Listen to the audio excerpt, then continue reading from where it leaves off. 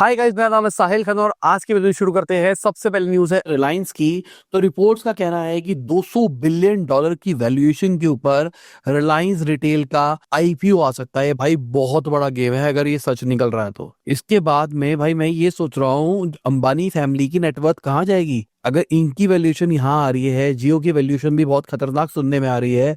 Reliance industries already बहुत आगे है, तो ओवरऑल अंबानी फैमिली कहाँ जाती हुई दिखाई देगी। अगर नंबर्स की बात करके चले तो फाइनेंशियल ईयर 25 के अंदर रिलायंस रिटेल ने 38.7 बिलियन डॉलर का रेवेन्यू रिपोर्ट किया है, जहां पर 2.9 बिलियन डॉलर का प्रॉफिट था। एबिटा मार्जिन्स इंप्रूव होते हुए दिखाई दिए हैं 8.7% पे जून के क्वार्टर के अंदर, जो कि एक अच्छी चीज है। इसके अलावा अगर इंडियन टीम क्रिकेट स्पॉन्सर की बात करके चले तो अपोलो टायर अब नए स्पॉन्सर बन गए हैं। 4.5 करोड़ रुपए पर मैच ये दे रहे हैं।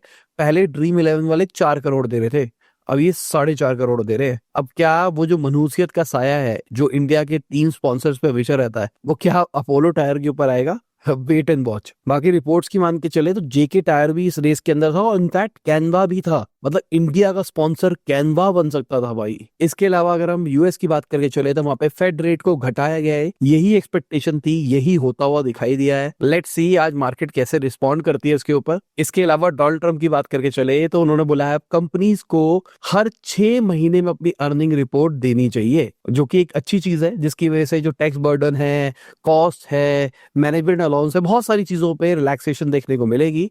अभी के टाइम पे क्वार्टरली फाइल होता है कि क्वार्टर 1, क्वार्टर 2, क्वार्टर 3, मतलब साल में 4 बार, अब साल में 2 बार करनी पड़ेगी, खर्चे कम हो जाएंगे। डोनाल्ड ट्रम्प का कहना है चाइना, यूरोपियन मार्केट्स, ये दोनों सेमी एनुअल रिपोर्टिंग के ऊपर काम करते हैं, बट यूएस को अब एक्सपैंड करने का टाइम आ गया है। अब क्रिटिक्स का कहना है अगर फ्रीक्वेंसी कम करोगे, मतलब जल्दी जल्दी नहीं होगे, तो कंपनी का ट्रैक रिकॉर्ड चेक करना, ट्रांसपेरेंसी चेक करना, वॉलिटिलिटी चेक करना, बहुत सारी चीजें चेक करना दिक्कत में आ सकता है। इसके अलावा डोनाल्ड ट्रंप ने द न्यूयॉर्क टाइम्स को सू किया है 15 बिलियन डॉलर के ऊपर। उनका कहना है कि भाई उनके बारे में, उनकी फैमिली के बारे में, बिजनेस के बारे में, उनकी पॉलिटिकल एक्टिविटीज के बारे में, सबके बारे में नेगेटिव बात करी गई है, जिसकी वजह से उनको रेपुटेशन का और फाइनेंस का लॉस हुआ है। इसके चक्कर में द न्यूयॉर्क टाइम्स, उसके 4 जर्नलिस्ट, जो पब्लिशर है पेंगुइन, सबके सब लपेटे में आते हुए दिखाई दिए है। इससे पहले उन्होंने एबीसी, सीबीएस के ऊपर भी केस कर ही रखा है। अब अगर मैं एलॉन मस्क की बात करके चलूं तो भाई उन्होंने 1 बिलियन डॉलर के टेस्ला के शेयर खरीदे हैं। 12 सितंबर को कहा जा रहा है ये ट्रेड एग्जीक्यूट हुआ है, और ये वही टाइमलाइन दिखाई दे रही है जिस टाइम पे खबर निकल के आई थी कि टेस्ला के बोर्ड वाले लोग 1 ट्रिलियन डॉलर का कंपनसेशन देना चाहते हैं एलॉन मस्क को,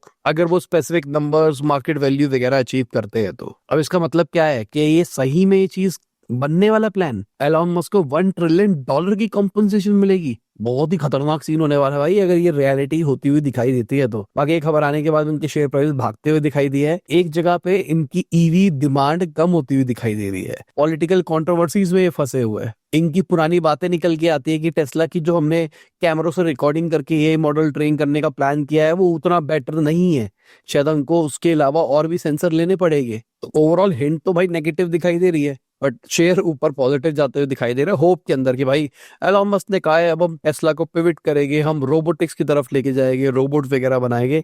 शायद वही होप है, बट बहुत ज्यादा मार्केट ऊपर नीचे जाती है भाई ये छोटी छोटी खबरों के ऊपर, और खासकर टेस्ला की। अगर हम गूगल की बात करके चले तो 3 ट्रिलियन डॉलर की मार्केट कैप उन्होंने छू दी है, पहली बार ऐसा अचीव किया है। चौथी कंपनी बन गई है। अभी के टाइम पे टॉप पे है एनवीडिया, माइक्रोसॉफ्ट, एप्पल, फिर आता है अल्फाबेट, गूगल। इसके अलावा एनपीसीआई की बात करके चले तो उन्होंने कहा है कि यूपीआई की विड्रॉल लिमिट कैश वाली 10,000 रुपए करने का ये प्लान कर रहे हैं। अभी के टाइम पे 1,000 रुपए आप निकाल सकते हो अर्बन सिटीज के अंदर, रूरल के अंदर ये लिमिट 2,000 रुपए तक की है। जहाँ पे एटीएम मशीन पे जाओ, क्यूआर कोड स्कैन करो, जैसे पेटीएम करते हो या यूपीआई कोई भी यूज करते हो, उसी तरीके से आपके पैसे निकल जाएंगे, जो कि बहुत ही स्मार्ट चीज है। पर्सनली मैंने आज तक कभी निकाला नहीं है, बट सुन के अच्छा लगता है कि ये चीजें आ गई है मार्केट के अंदर। बाकी एनपीसीआई यूपीआई के अंदर बड़े चेंजेस लेके आ रहा है, जैसे ये चेंज हो गया।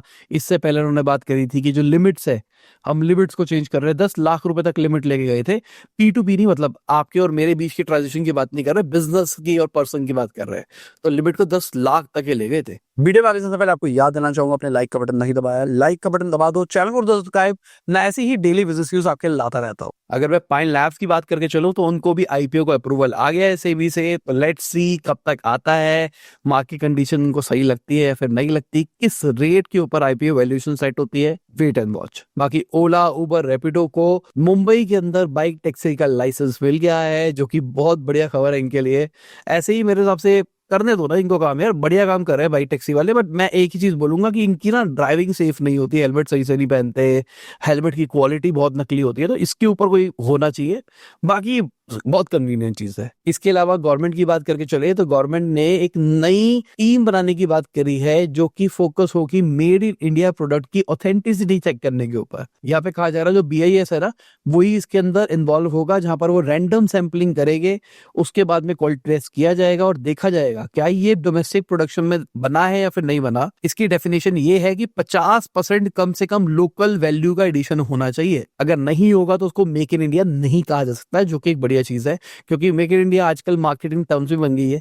लोग इंडिया के नाम पे कुछ भी बेच रहे हैं, जिसके ऊपर भी कोई एक्शन होना चाहिए। बाकी निखिल कामत जी ने नथिंग के अंदर इन्वेस्ट कर दिया है, पूरा राउंड $200 मिलियन का था, $1.3 बिलियन की वैल्यूएशन के ऊपर। टाइगर ग्लोबल ने इसको लीड किया है। अभी रिसेंटली नथिंग वालों ने अपना AI वाला फोन निकाला, जिसके अंदर बटन दबाओ, AI की आप जगह के अंदर घुस जाओगे। बहुत सारे AI के फीचर्स थे।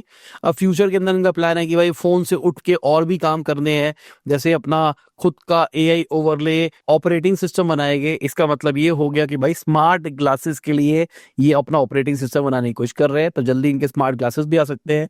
ह्यूमनॉइड रोबोट्स के ऊपर भी काम करने का प्लान कर रहे हैं। हो सकता है इलेक्ट्रिक गाड़ी भी निकाले फ्यूचर के अंदर। इसके अलावा अगर हाई कोर्ट की बात करके चलूं तो उन्होंने वाओ मोमोज के ट्रेडमार्क केस को रिजेक्ट कर दिया है, जो कि मुझे लगता था कि होना ही चाहिए था। बेसिकली एक हांगकांग बेस्ड ब्रांड है फूड का, वाओ बर्गर, उनके ऊपर उन्होंने केस किया था। कहा था ये भाई वाओ कैसे लगा दिया, वाओ तो हमारा ट्रेडमार्क है, ये है वो है वो है। बट जब मामला कोर्ट में पहुंचा तो कोर्ट ने बोला ये वाओ जो वर्ड है ना भाई, ये कॉमन नेम है, वाओ कोई भी यूज कर सकता है, तो कोई बहुत बड़ा काम नहीं किया आपने। तो इसका मतलब क्या है, आप wow pizza, wow macaroni, wow Fanta Maggi, wow orange Maggi, wow चटपटी लस्सी मैगी, कुछ भी बना के डालते रहो वाओ लगा लगा के। बाकी हमारी गवर्नमेंट जो सैटेलाइट कनेक्टिविटी है उसको जनवरी तक लॉन्च करने का प्लान कर रही है, इसी साल के एंड के अंदर बात कर रहा हूं मैं। और यहाँ पे कहा जा रहा है जो फाइनल पॉलिसी चेंजेस है, रेगुलेशंस है, लाइसेंसिंग है, सब कुछ डिक्लेयर कर दिया जाएगा कि भाई ये काम करना है तो आपको क्या क्या करना पड़ेगा। यहाँ पे ट्राई ने एक सिंपल सा रूल लगा रखा है कि भाई 5 साल तक का आपका कॉन्ट्रैक्ट है, 2 साल और एक्सटेंड ये किया जा सकता है। इसके अंदर आपको 4% आपका जो भी रिवेन्यू है AGR वाला, उसके ऊपर हमको देना पड़ेगा। साथ में मिनिमम एनुअल चार्जेस आपको 3500 रुपए पर मेगाहर्ट्ज देने पड़ेगा। इसके अलावा अगर कोई अपने घर पे कनेक्शन लगाता है तो उसके ऊपर भी एडिशनल चार्ज देना पड़ेगा। For example 500 rupees urban subscriber के लिए सेट किया गया है, नॉन जियो स्टेशनरी सैटेलाइट ऑर्बिट के लिए, और यहाँ पे रूरल एरिया को एक्सेप्ट किया गया है, जो कि बहुत ही बढ़िया चीज है। इसके अलावा फार्मेसी की बात करके चले तो 1700 करोड़ रुपए रेज कर रहे हैं डेट की फॉर्म के अंदर। मेरे हिसाब से जरूरत तो है ही इनको डेट की। बाकी फाइबर की बात करके चले तो फाइबर ने अपने 250 इंप्लॉइज निकाल दिए है। उनका कहना है हम AI फर्स्ट कंपनी बनने का प्लान कर रहे हैं। भाई एक जगह पे बातें चल रही है, कैनवा भाई इंडियन स्पॉन्सर बन सकता है, इंडिया का जर्सी स्पॉन्सर बन सकता है। दूसरी साइड पे खबरें निकल के आ रही है इस तरीके की कि भाई फाइबर ने बंदे निकाल दिए क्योंकि कंपनी को प्रॉफिटेबल लेके जाना है। इन्होंने भाई सिंपल सी बात बोली है कि भाई हम AI फर्स्ट कंपनी बनना चाहते हैं, इसलिए हमने निकाला है। तो कहीं ना कहीं AI की भाई डिमांड आ रही है।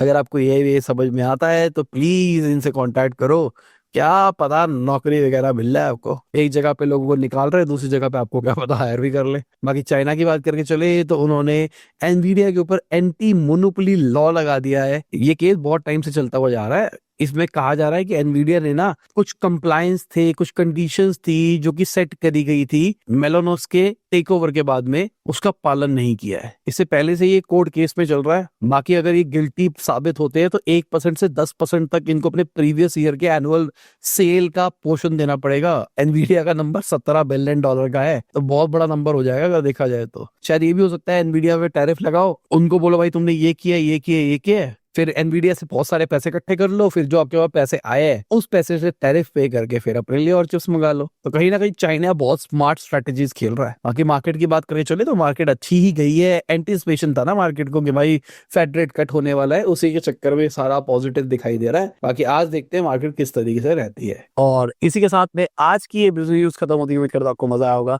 लाइक कर देना, शेयर कर देना, कमेंट बताना वीडियो कैसी लगी। बाय, गुड नाइट, शबा, खुदा हाफिज, गुड मॉर्निंग। और जब भी आप वीडियो देख रहे हैं, जय हिंद, वंदे मातरम, दुआ में याद रखना।